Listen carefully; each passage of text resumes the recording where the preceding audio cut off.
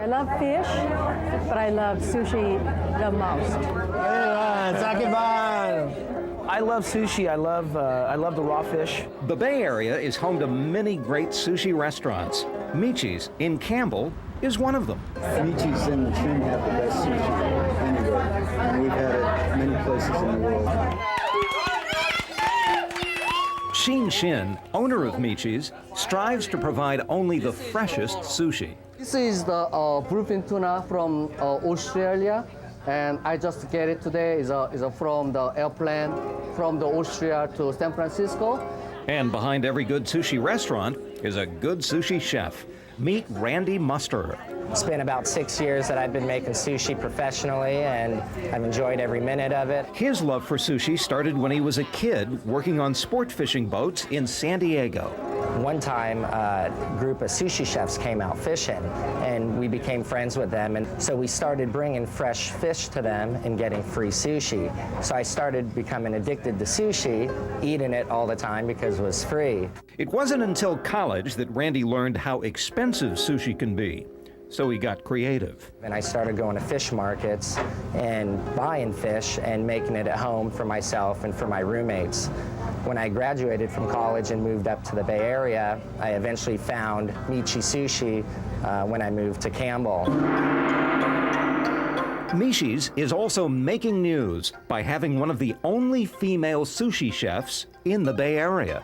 I always have a craving for sushi, even on my days off. Joyce Kuo has been a sushi chef for 2 years. I actually was a regular at this sushi bar for a while, and I was sitting at the bar when Mr. Shin, the owner, asked me if I wanted a job. And I said, yeah, I'll take a job, but I don't want to be a waitress, I want to be a sushi chef. Japanese culture and tradition is very male-dominated.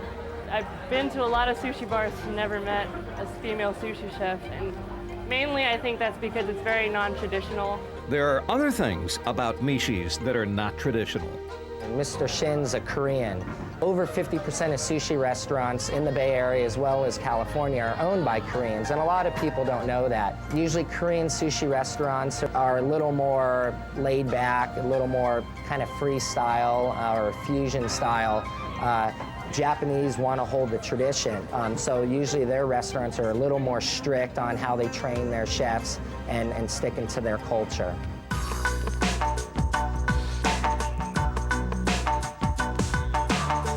Sushi is heaven, right? You know, what's the Michi mean? Michi mean is a highway to heaven.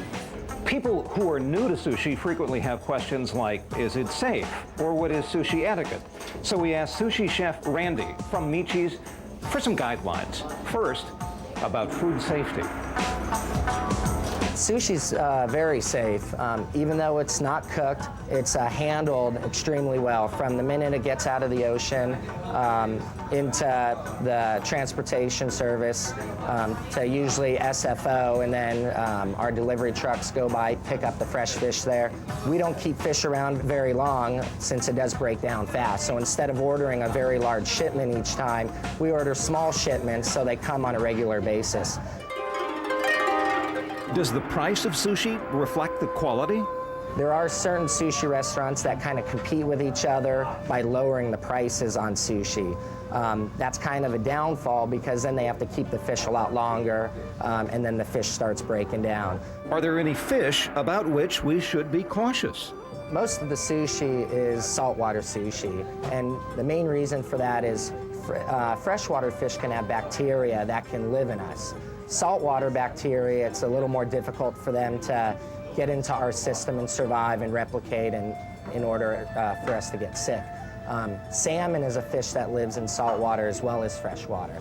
So we have to be very careful when we buy salmon and how we store it, and some of the things we do to salmon that we might not do to other fish in order to make sure that it's going to be fresh as well as safe for our customers. What are the proper ways to eat sushi? Eating sushi with your fingers is acceptable. You can always ask for a fork if you don't feel comfortable using chopsticks.